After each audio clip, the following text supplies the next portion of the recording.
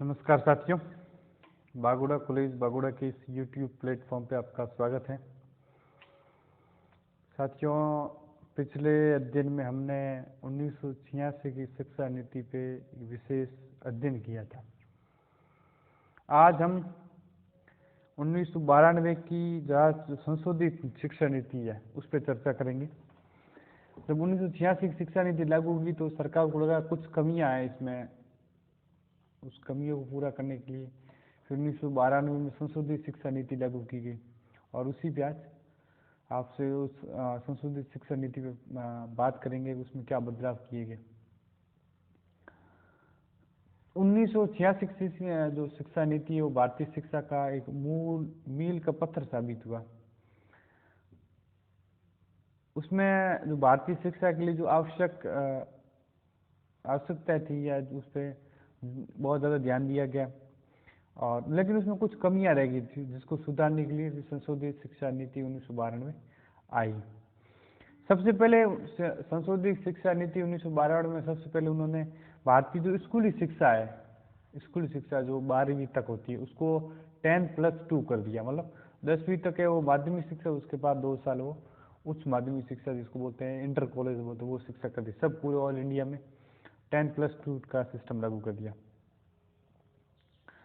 उसके बाद अलग अलग जो इनके भाग है, शिक्षा नीति के अलग अलग भाग है, उन सब में अलग अलग में जो खंड है, खंड पहला, खंड दूसरा, खंड तीसरा, उन खंड में सुधार किए गए। सबसे पहले जो सेकंड खंड था उनमें समग्र साक्षरता अभियान पे सबसे ज्यादा जोर दिया गया। साक्षरता अभियान में लोगों को जो जिस क्षेत्र में साक्षरता का अभाव था उन पे साक्षरता पे बल दिया गया। सबसे बड़ी बात यही थी कि उनको जनता का ज़्यादा से ज़्यादा साक्षरता पर ज़्यादा ध्यान दिया गया, और साथ ही साथ सतत शिक्षा पे व्यापक कार्यक्रम बनाया गया। सतत शिक्षा बच्चों के लिए या साक्षरता के लिए जो सतत का मतलब कंटिन्यूस, लगातार, तो उन्होंने बच्चों को लगातार ऐसा एक कार्यक्रम बनाते हैं जिसमें बच्चे लगातार वो शिक्षा अर्जित कर सकें, सुधार हो, उसकी गुणवत्ता में सुधार हो, तो उन्होंने लगातार सतत शिक्षा अभियान पर बल दिया। तो राष्ट्रीय साक्षरता मिशन था जो सरकार ने लागू किया, उसको निर्धनता, राष्ट्रीय एकता, पर्यावरण संरक्षण, लघु परिवार, भारी समानता को प्रोत्साहन, प्राथमिक शिक्षा, सार्वजनिक प्राथमिक स्वास्थ्य, परिचय जोड़ने की बात की गई। मतलब जो राष्ट्रीय साक्षरता मिशन था, साक्षरता मतलब जो ऐसे पढ़े लोग जो उस समय अपनी उम्र में पढ़ नहीं पाए और फिर बाद में उन्हें मौका नहीं मिला, तो उन लोगों को साक्षरता, पढ़ सकें, लिख सकें, बोल सकें, तो उनको करने के लिए सब सरकार ने उनके साथ दूसरे कार्यक्रम भी जोड़ दिए। निर्धनता है, राष्ट्रीय एकता है, जनसंख्या नियंत्रण है, पर्यावरण है, इतने जो सामाजिक पहलू है, सामाजिक मुद्दे हैं, उनको भी साथ ही साथ उन्होंने जोड़ दिया राष्ट्रीय साक्षरता मिशन के साथ। उन साथ ही रोजगार और जो शिक्षा थी उसको रोजगार केंद्रित बनाया गया। मतलब रोजगार या स्वरोजगार केंद्रित, आवश्यक रुचि और साथ साथ रुचि आधारित, बच्चे वो अपनी रुचि के अनुसार पढ़ें, ऐसे नहीं कि जबरदस्ती उन पर थोपा जाए, नहीं, जो उनकी रुचि है, उनकी जो इंटरेस्ट है, उनके हिसाब से उनको पढ़ाया जाए। ऑपरेशन ब्लैक बोर्ड था, उसके अंदर क्या कि भाई प्रत्येक स्कूल के अंदर, जो प्राथमिक स्कूल, उसके अंदर 2 कमरे होंगे, कम से कम 2 शिक्षक होंगे। अब उनको जो ऑपरेशन ब्लैक बोर्ड था उससे आगे बढ़ा के उन्होंने कर दिया कि अब 3 बड़े कमरे होंगे और 3 अध्यापक होंगे, उपलब्ध कराए जाएंगे। तो ऑपरेशन ब्लैक बोर्ड के अनुसार 3 शिक्षक होंगे और 3 क्लासरूम होंगे। माध्यमिक शिक्षा में लड़कियों, अनुसूचित जाति व जनजाति बच्चों को नामांकन, विशेष विज्ञान, वाणिज्य, व्यावसायिक शिक्षा पर जोर दिया गया। साथ ही साथ उन्होंने बच्चियों को जो गर्ल्स एजुकेशन पे भी उन्होंने ध्यान देने की कोशिश की कि बच्चे जो लड़कों के साथ लड़कियों को भी शिक्षा अर्जित करें। और साथ साथ जो समाज के वंचित तबका है, दलित तबका है, जनजातीय और जनजाति क्षेत्र है, जो अनुसूचित जाति और जनजाति क्षेत्र है या अनुसूचित जाति की जो समुदाय उसको भी शिक्षा अर्जित करे। साथ ही साथ विज्ञान विषय, वाणिज्य और व्यावसायिक, विज्ञान, साइंस स्ट्रीम, कॉमर्स और व्यावसायिक मतलब जो पॉलिटेक्निक होता है, ITI होता है, कंप्यूटर ऑपरेटिंग होता है, जिससे संबंधित है, वो सब उनको साथ में शिक्षा देने का प्रयास किया गया। उन्होंने कहा भविष्य में नियुक्त होने वाली 50% अध्यापक महिला भी, उन्होंने कहा महिलाओं को भी शिक्षा में बड़ा योगदान देना चाहिए। उनको 50% महिलाएं वो शिक्षक होंगी। साथ ही साथ माध्यमिक शिक्षा संस्था में कंप्यूटर साक्षरता सुविधा उपलब्ध कराई जाए। उन्होंने कहा कि जो माध्यमिक शिक्षा है 10वीं, तो उसमें कम से कम बच्चों को कंप्यूटर एजुकेशन भी उपलब्ध करवाई जाए उनको। और जो ऑपरेशन ब्लैक बोर्ड है उसको उच्च प्राथमिक मतलब 8वीं तक भी उसको लागू किया जाए। पहले 5वीं तक था, फिर अब उसको ऑपरेशन ब्लैक बोर्ड को बढ़ा के 8वीं तक कर दिया। 8वीं तक बच्चों को कम से कम 4 से 5 कमरे हो, 4 से 5 टीचर्स हो, ये भी उन्होंने दिए। और जो प्राचीन भाषाएं थी, संस्कृत है, अरबी है, या जो हमारी क्लासिकल लैंग्वेज है, तमिल है, तेलुगु है, कन्नड़ है, उड़िया है, जो ये क्लासिकल लैंग्वेज है, उन पे भी अध्ययन पे बल दिया। साथ ही अनुसंधान पे बल दिया। उनके जो साहित्य है, लिटरेचर पुराना है, उस पर भी नवीन शोध पे बल दिया गया। और एक स्वायत्त आयोग का गठन किया गया, भाई इन जो भाषा है उनका विकास हो उसके।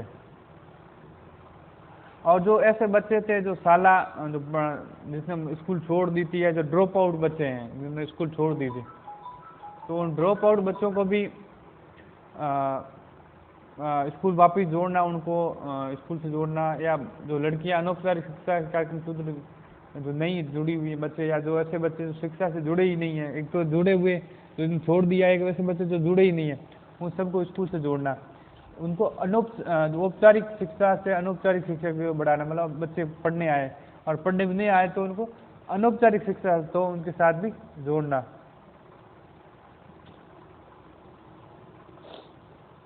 और जो अधिगम प्रणाली है, जो शिक्षा के अधिगम पढ़ाने का तरीका उसको सुदृढ़ करना है। बच्चे ज़्यादा से ज़्यादा है वो क्वालिटी एजुकेशन, गुणवत्तापूर्ण शिक्षा अर्जित किया। तो उन्होंने सबसे पहले जो अधिगम प्रणाली है, जो पढ़ाई की व्यवस्था है, अधिगम मतलब लर्निंग, तो अधिगम प्रणाली उसको सुदृढ़ किया। बच्चे ज़्यादा से ज़्यादा सीखें, बच्चे शिक्षक और जो शिक्षक और विद्यार्थी और शिक्षार्थी उसके बीच में ज़्यादा से ज़्यादा संबंध स्थापित और ज़्यादा से ज़्यादा अध्ययन करने का प्रयास करें।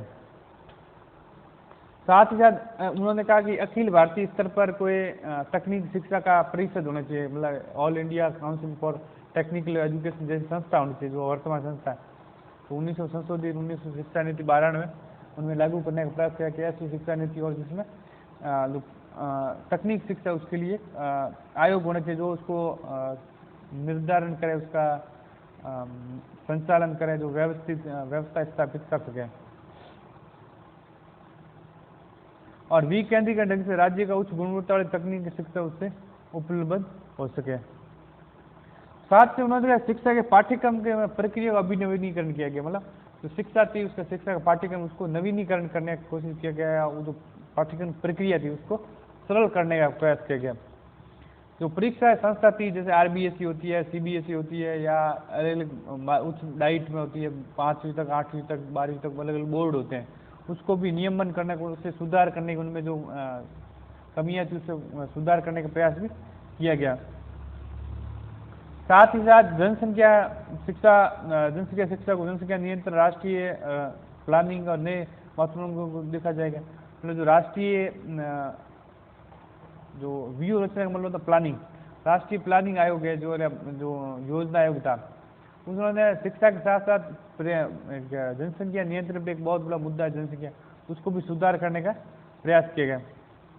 प्राथमिक और माध्यमिक स्तर पर शैक्षिक कार्यक्रम, बढ़ती जनसंख्या, मकरजाल प्रति सचेत जगाना तथा युवाओं प्रौढ़ परिवार को नियोजन प्रोत्साहित करना है। उन्होंने कहा जो जनसंख्या बोझ जो हो रहा है हमारे ऊपर, जनसंख्या का दबाव हमारे ऊपर, उसको कम करना। और साथ ही साथ जो प्रौढ़ एजुकेशन, जो बच्चे 20 से 25 साल पहले, उनको 20-25 साल उनकी अवस्था है, या जो युवा शिक्षक हैं, विद्यार्थी, उनको उसके प्रति जागरूक करना कि बच्चे जनसंख्या को प्लानिंग, जनसंख्या नियंत्रण कर सके। और जो छठा खंड था उसमें इन्होंने शिक्षा प्रबंधन को जोड़ा गया, मतलब शिक्षा की जो स्कूल का प्रबंधन है, या बजट को आर्थिक प्रबंधन को लेके है, मतलब बच्चों के ऊपर कितना बजट खर्च होना चाहिए, या कितना परसेंटेज जैसे बजट है उसका 6% कम से कम है वो शिक्षा के प्रति खर्च होना चाहिए। तो इसको लेके भी सरकार ने जो 8वीं पंचवर्षीय योजना थी उसमें भी राष्ट्रीय व्यय का, तो राष्ट्रीय आय का था या राष्ट्रीय व्यय था, सरकार बजट करती, उसमें 6% है वो शिक्षा पर खर्च करने का प्रयास किया गया। और स्कूलों में सुधार करने का प्रयास किया कि बच्चे ज़्यादा से ज़्यादा गुणवत्तापूर्ण शिक्षा अर्जित। तो ये तो थे संशोधित शिक्षा नीति 1992 में कुछ जो सरकार ने संशोधन किए। कल हम राष्ट्रीय पाठ्यक्रम संरचना 2005 उस पर चर्चा करेंगे, आपको समझाने का प्रयास करेंगे। धन्यवाद।